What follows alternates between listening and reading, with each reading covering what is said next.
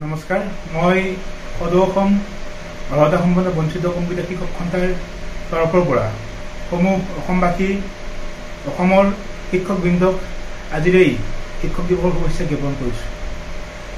যদিওবা আমি আজি এই শিক্ষক দিৱসৰ পৰা বঞ্চিত হ'বলগীয়া হৈছে, তথাপিও এজন শিক্ষক হিচাপে মই সমূহ অসমৰ শিক্ষকবৃন্দক শুভেচ্ছা জ্ঞাপন কৰিছোঁ। আমি 2017 চনলৈকে বিভিন্ন স্কুলত কম্পিউটাৰ শিক্ষাদান কৰি আহিছিলোঁ, লগতে অন্যান্য শিক্ষাদান কৰি আহিছিলোঁ। কিন্তু 2017 চনত একমাত্ৰ অৰ্হতাৰ কাৰণে আমি বঞ্চিত হ'বলগীয়া হয়। আমাক চৰকাৰে বিভিন্ন সময়ত প্ৰতিশ্ৰুতি দি আহিছোঁ যদিও আজি কুপতি আমাক কোনো ধৰণৰ নিযুক্তি প্ৰদান নকৰিলে। তেতিয়াৰ শিক্ষামন্ত্ৰী বৰ্তমানৰ মুখ্যমন্ত্ৰী মহোদয় ডক্টৰ হিমন্ত বিশ্ব শৰ্মা ডাঙৰীয়াই আমাক বিভিন্ন জেগাত বিভিন্ন সময়ত আমি যেতিয়া তেখেতক লগ ধৰোঁ, তেখেতে কৈছে তোমালোকৰ অৰ্হতা সম্পন্ন হ'লে যেতিয়া তোমালোকৰ অৰ্হতা গ্ৰহণ কৰিবা, আমি তোমালোকক পৰ্যায়ক্ৰমে নিযুক্তি প্ৰদান কৰিম।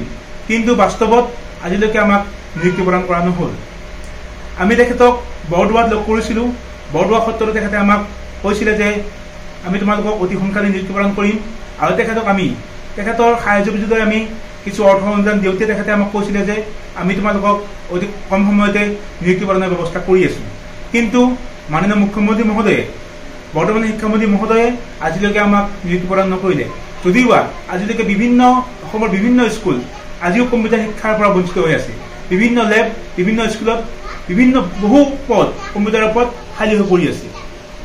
মই আজিৰ এই পবিত্ৰ দিনত শিক্ষামন্ত্ৰী লগতে আমাৰ সৰ্বকালৰ সৰ্বশ্ৰেষ্ঠ দক্ষ মুখ্যমন্ত্ৰী মহোদয়লৈ এটা অনুৰোধ কৰিম, আমাৰ এই বঞ্চিত কম্পিউটাৰ শিক্ষকসকলক অতি শীঘ্ৰেই নিযুক্তি প্ৰদান কৰক।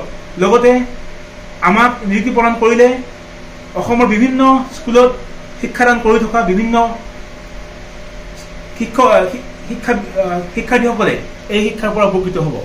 মই পুনৰবাৰ আমাৰ এই দক্ষ মুখ্যমন্ত্ৰী মহোদয়লৈ লগতে শিক্ষামন্ত্ৰী মহোদয়লৈ অনুৰোধ জনাইছোঁ যাতে আমি এই বঞ্চিত প্ৰায় 300 শিক্ষক, এই বঞ্চিত শিক্ষকখিনিক অতি সোনকালে নিযুক্তি প্ৰদানৰ ব্যৱস্থা গ্ৰহণ কৰক। ইতিমধ্যে আমাৰ বিভিন্ন শিক্ষকে আত্মহত্যা দিবলৈ বাধ্য হৈছে। গতিকে আমাৰ ভৱিষ্যত অন্ধকাৰ। আমিও বৰ্তমান অসমৰ শিক্ষিত নিবনুৱা।